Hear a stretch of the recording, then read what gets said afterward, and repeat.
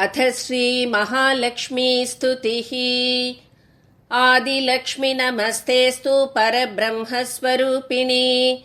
यशो देहि धनं देहि सर्वकामांश्च देहि मे। सन्तानलक्ष्मी नमस्तेस्तु पुत्रपौत्रप्रदायिनी। पुत्रान् देहि धनं देहि सर्वकामांश्च देहि मे। विद्यालक्ष्मी नमस्तेस्तु ब्रह्मविद्यास्वरूपिणी। विद्यां देहि कलां देहि सर्वकामांश्च देहि मे। धनलक्ष्मी नमस्तेस्तु सर्वदारिद्र्यनाशिनी। धनं देहि श्रियं देहि सर्वकामांश्च देहि मे। धान्यलक्ष्मी नमस्तेस्तु सर्वाभरणभूषिते। धान्यं देहि धनं देहि सर्वकामांश्च देहि मे। मेधालक्ष्मी नमस्तेस्तु कलिकल्मषनाशिनी। प्रज्ञां देहि श्रियं देहि सर्वकामांश्च देहि मे। गजलक्ष्मी नमस्तेस्तु सर्वदेवस्वरूपिणी।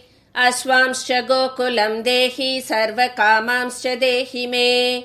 धीरलक्ष्मी नमस्तेस्तु पराशक्तिस्वरूपिणी। वीर्यं देहि बलं देहि सर्वकामांश्च देहि मे। जयलक्ष्मी नमस्तेस्तु सर्वकार्यजयप्रदे।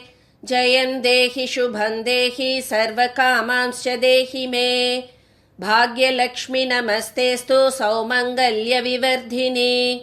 भाग्यं देहि श्रियं देहि सर्वकामांश्च देहि मे। कीर्तिलक्ष्मी नमस्तेस्तु विष्णुवक्षस्थलस्थिते। कीर्तिं देहि श्रियं देहि सर्वकामांश्च देहि मे। आरोग्यलक्ष्मी नमस्तेस्तु सर्वरोगनिवारिणी। आयुर्देहि श्रियं देहि सर्वकामांश्च देहि मे। सिद्धलक्ष्मी नमस्तेस्तु सर्वसिद्धिप्रदायिनी।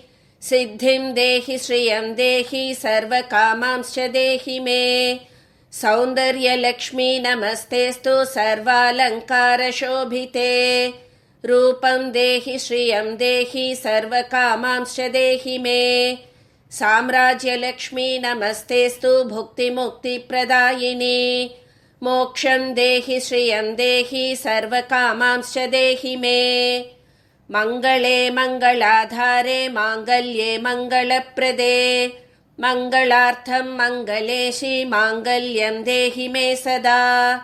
सर्वमङ्गलमाङ्गल्ये शिवे सर्वार्थसाधिके। शरण्ये त्र्यम्बके देवि नारायणि नमोऽस्तुते।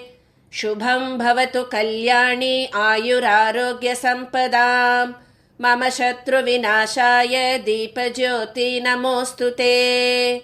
इति श्री महालक्ष्मी स्तुतिः सम्पूर्णम्।